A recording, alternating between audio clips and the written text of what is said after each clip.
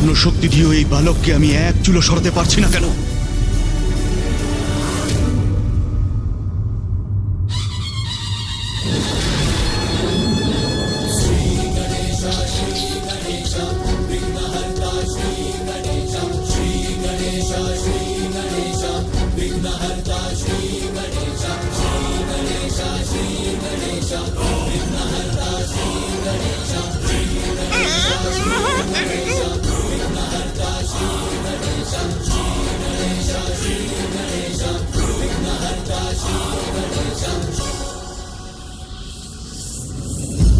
মনে হচ্ছে যে শ্রী পরশুরাম শান্ত হয়ে ধৈর্য ধরে প্রতীক্ষা করতে সম্মত হয়েছেন।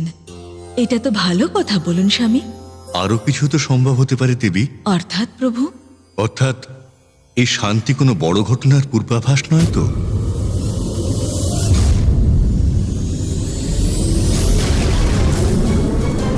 প্রভু, ওই যে আবার ফিরে আসছে।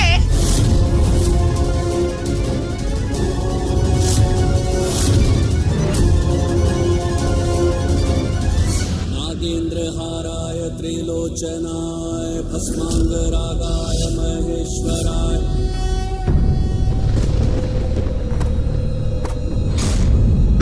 এটা কি?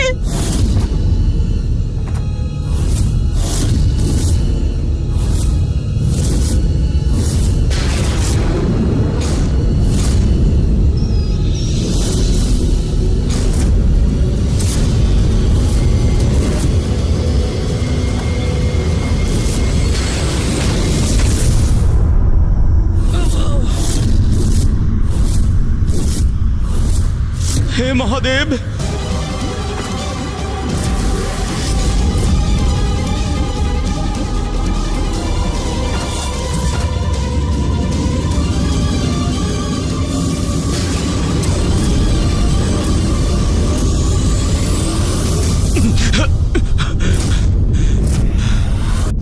ওরে বাবা রে, গেলাম আমি।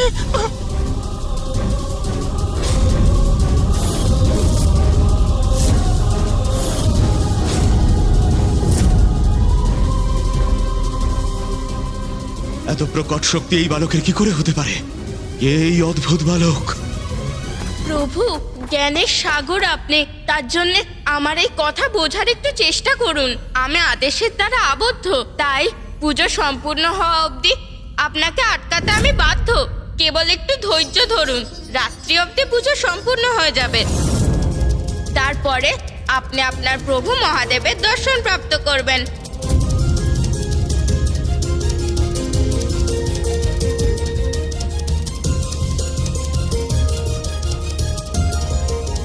তাহলে রাত্র হলেই কি আমি আমার প্রভুর দর্শন করতে পারবো? হ্যাঁ প্রভু।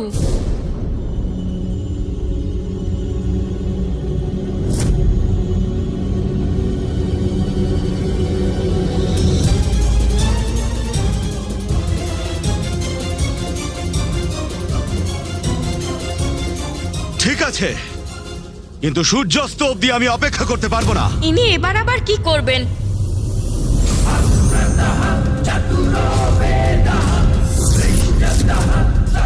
এ তো খুব বড় অনর্থ হচ্ছে।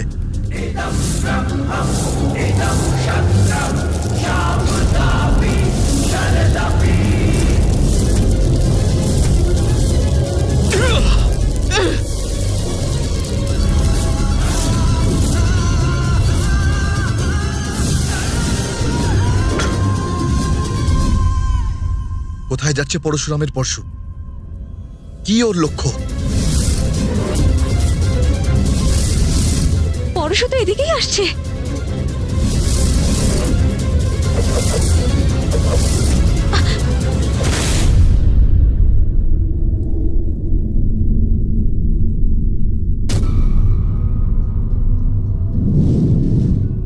পরশুরাম তার পরশু দিয়ে আমার কিরণকে বাধা দিয়ে দিবসকে রাত্রে পরিণত করেছেন। স্বামী,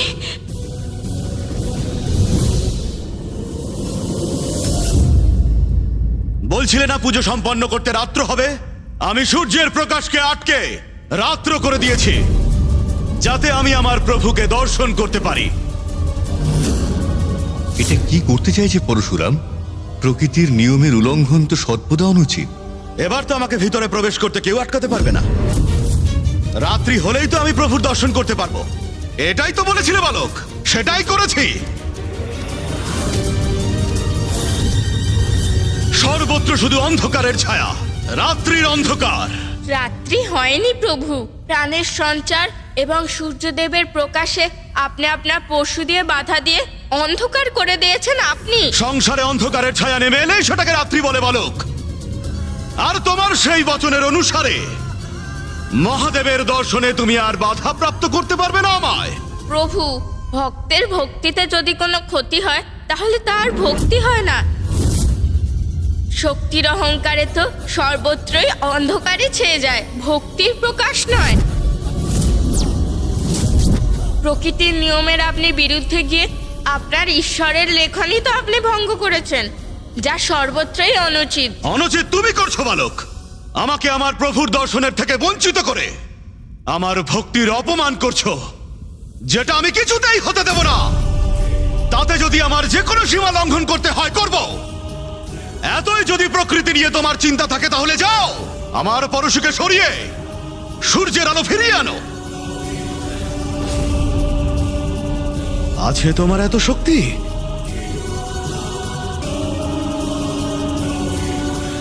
এত কি চিন্তায় পড়ে গেলে বালক? বিলম্ব কিসের? যাও গিয়ে নিয়ে আসো আমার পরশুকে।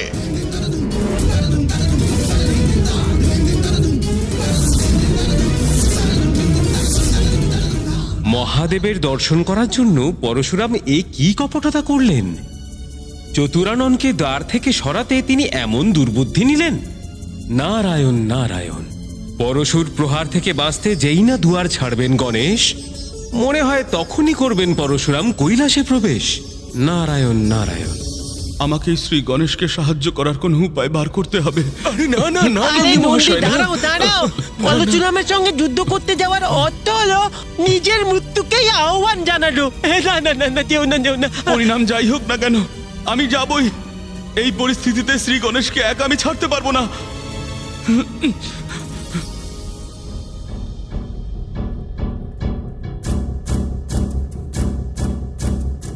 তার রক্ষার সাথে সাথে প্রকৃতি রক্ষাও অত্যন্ত গুরুত্বপূর্ণ। সেই জন্য আমাকে শীঘ্রই ফিরে আসতে হবে।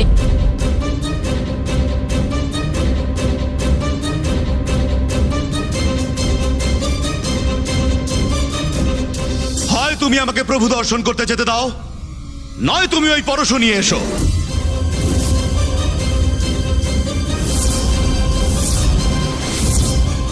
চারিদিকে অন্ধকার ছেয়ে গিয়েছে, এবার তো আমায় কিছু একটা করতেই হবে। মুশিক মশাই! এই তো প্রভু, আসছি।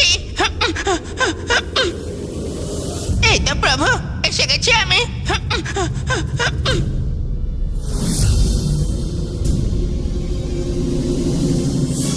মনে রেখো বালক, এই পরশু আমাকে স্বয়ং মহাদেব দিয়েছেন। তোমার এই শিক্ষা সফলভাবে সম্পন্ন করার জন্য আমি তোমাকে এই পরশু প্রদান করছি। আমি আর মহাদেব ছাড়া এটা কেউ কখনো ওঠাতে পারে না। চলুন মুশিক মশাই। আগে প্রভু।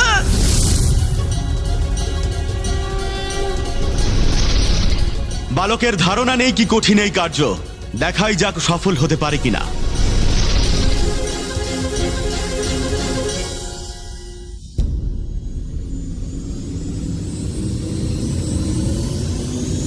দাঁড়ান প্রভু!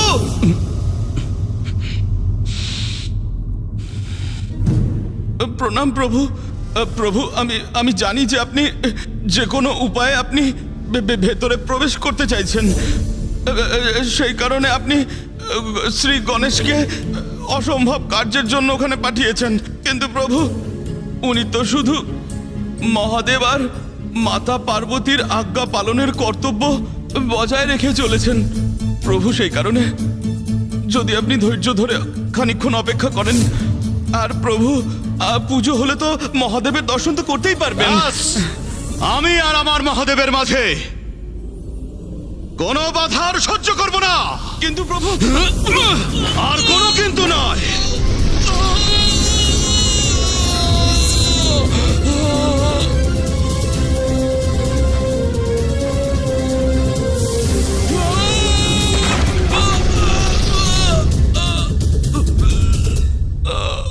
ভালো আছো তো? ওঠো। এই, উঠুন, নন্দী তোলো, মহাশয়। তোলো ওকে, তোলো।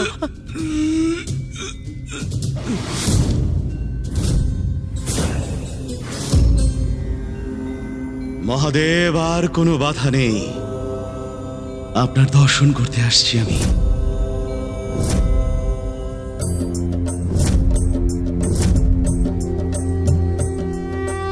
পাঠিয়ে দিলেন শ্রী গণেশকে অসম্ভব কার্য করতে, সরিয়ে দিলেন নন্দীকে যখন তিনি গেলেন পরশুরামকে অনুরোধ করতে। আটকাবে কে ওনাকে এখন? পরশুরাম কৈলাসে প্রবেশ করতে যাবেন যখন। অনর্থ, অনর্থ হচ্ছে পরমপিতা, এ তো ঘোর অনর্থ যেন। আর এই অনর্থ আটকানোর নেই উপায় কোনো। যদি নারায়ণ অবতার পরশুরাম ভিতরে চলে যায়, তাহলে প্রথম পূজ্য গণেশ অপ্রসন্ন হয়ে উঠবে। ক্রোধের ফলে দুজনের যদি সংঘর্ষ হয়, তাহলে ঘোর অনর্থ হবে।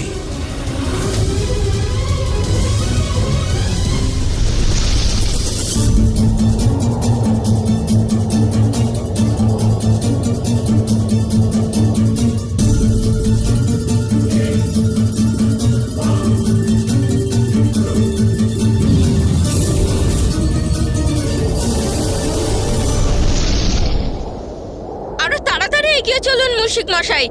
আগে প্রভু।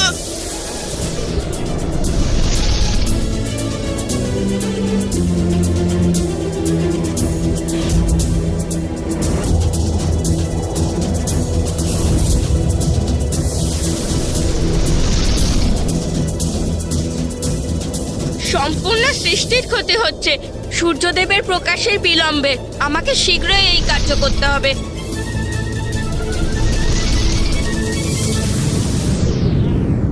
যদি আরো কিছুক্ষণ সূর্যরশ্মি বন্ধ থাকে, তাহলে সৃষ্টির অনেক বড় ক্ষতি হতে পারে।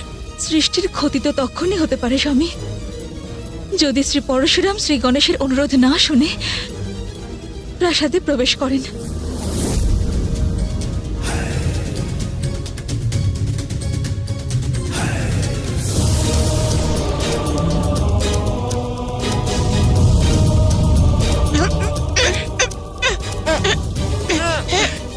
অত্যন্ত তপ্ত। এই প্রখর তাপ আমি সহ্য করতে পারছি না। আমি সামনে কিছুই দেখতে পাচ্ছি না। কঠিন পরিস্থিতিতে বিচলিত হবেন না মুশিক মশাই, তার সম্মুখীন হবেন। এখন এগিয়ে চলুন। আগে প্রভু।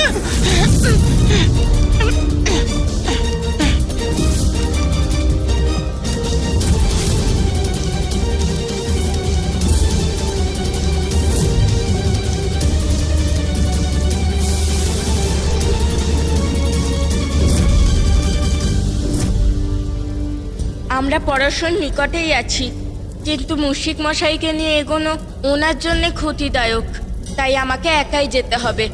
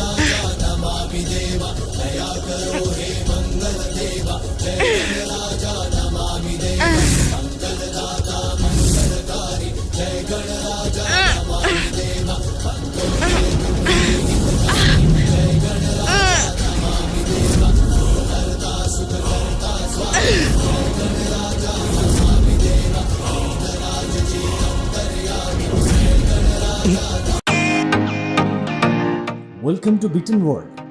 How may I assist you? নতুন ফ্ল্যাটের জন্য একটা স্ট্যান্ড ফ্যান আর কুলার নেব। এই পচা গরম থেকে একটু স্বস্তি চাই। বাজার চলতে সব ব্র্যান্ড আর ভরসাযোগ্য নয়। তার জন্য তো আমাদের ফ্যান আছে, all purpose bullet table fan, ceiling fan. আমাদের সিলিং ফ্যান কিন্তু 30 মাসের ওয়ারেন্টি সহ পাওয়া যায়। আছে ফারাটা 2 বছরের ওয়ারেন্টি, 17 থেকে 20 মিটার এয়ার ফ্লো, মধ্যবিত্তের সাধ্যের মধ্যে একমাত্র ভরসাযোগ্য ব্র্যান্ড বিটেন। আমাদের কুলারের কিন্তু অনেক range, 45 litres, 50 litres, 70 litres, 90 litres, 110 litres. Honeycomb সহযোগে বিটেনের সব কুলারের ওয়ারেন্টি 1 বছর। চেনা হাওয়ায় অচেনা অনুভূতির জন্য একমাত্র আদর্শ বিটেন। গরমে স্বস্তি পেতে বিটেনের ফ্যান হোক বা কুলার, আজই আনুন বাড়িতে। Beaten, digitally yours.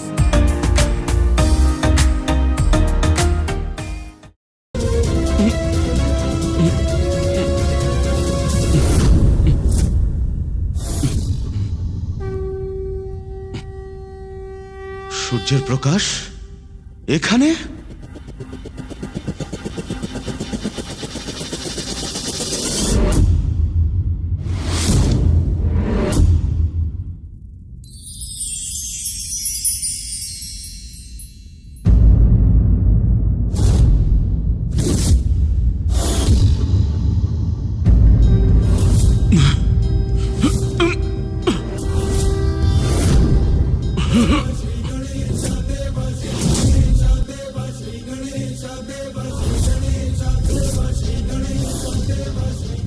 অদ্ভুত!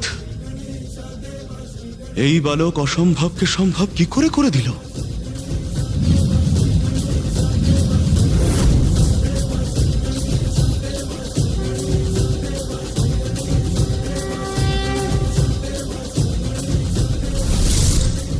সাফল্যতা প্রাপ্ত করতে গেলে অনেক অগ্নি পরীক্ষাই দিতে হয়, কিন্তু আমি সেই অগ্নি পরীক্ষায় সফল হয়েই ছাড়ব। অসাধারণ ক্ষমতা সম্পন্ন এই বালক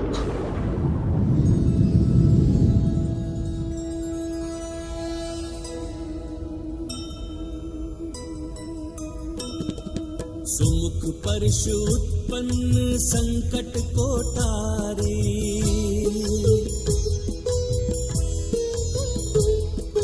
जय जय माँ पितृ भक्त परम आज्ञाकारी। दिनकर के समक्ष से परशु हटाया, अंधकार छंटने लगा प्रकाश है छाया। रामा अवाक दृश्य देखे श्वास रोके, अद्भुत ये बालक है मन ही मन सोचे। जय गणेश जय गणेश जय गणेश देवा, माता जाति पार्वती पिता महादेव। গণেশ নিজের বুদ্ধির সঙ্গে সঙ্গে নিজের বলেরও প্রয়োগ করে সৃষ্টিকে এই সংকট থেকে উদ্ধার করেছে। ধন্য আপনি বিঘ্নহর্তা গণেশ। আমাদের এই মহাবিঘ্ন দূর করার জন্য আপনাকে অসংখ্য ধন্যবাদ।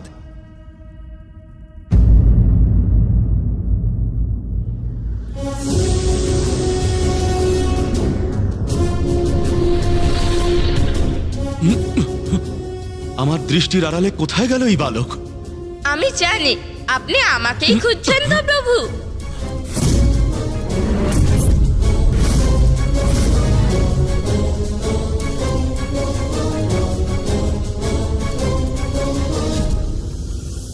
এই বালক আবার দ্বার রক্ষা করতে উদ্যত হয়েছে, আবার উদ্যত হয়েছে।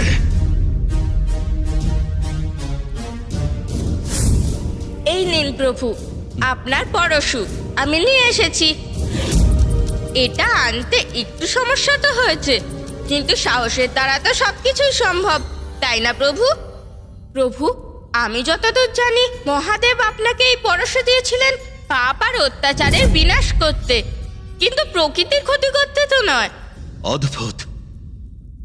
যে সরলতার সাথে এই পরশুকে তুলেছ, যে সরলতার সাথে তুমি এই পরশুকে নিয়ে এলে, তাতে আমার মনে হচ্ছে তুমি কোনো সামান্য বালক নও।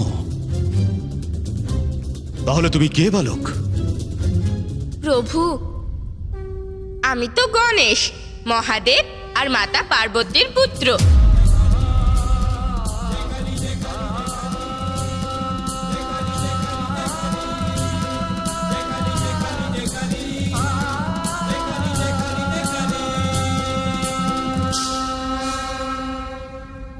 আমার দৃঢ় বিশ্বাস শ্রী গণেশের থেকে পরিচয় প্রাপ্ত করে পরশুরাম তার নিজের ক্রোধ বর্জন করবেন। আপনি একদম ঠিক বলেছেন নন্দী।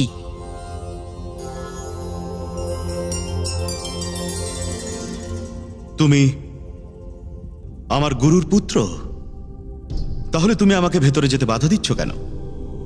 তুমি যেহেতু গুরুর পুত্র আর আমি ওনার পরম শিষ্য, তাহলে তুমি এভাবে আমাকে এতক্ষণ বাধা দিয়ে চলেছ কেন? আমায় ক্ষমা করবেন। ঠিক আছে, যা হওয়ার হয়েছে। যেহেতু তুমি তোমার ভুল বুঝতে পেরেছ, এবার আমার পথ থেকে সরে যাও।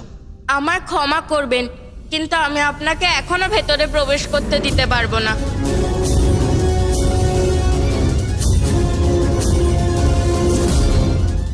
আমায় ক্ষমা করবেন, কিন্তু আমি আপনাকে এখনো ভেতরে প্রবেশ করতে দিতে পারবো না। মহাদেব! মহাদেব! মহাদেব!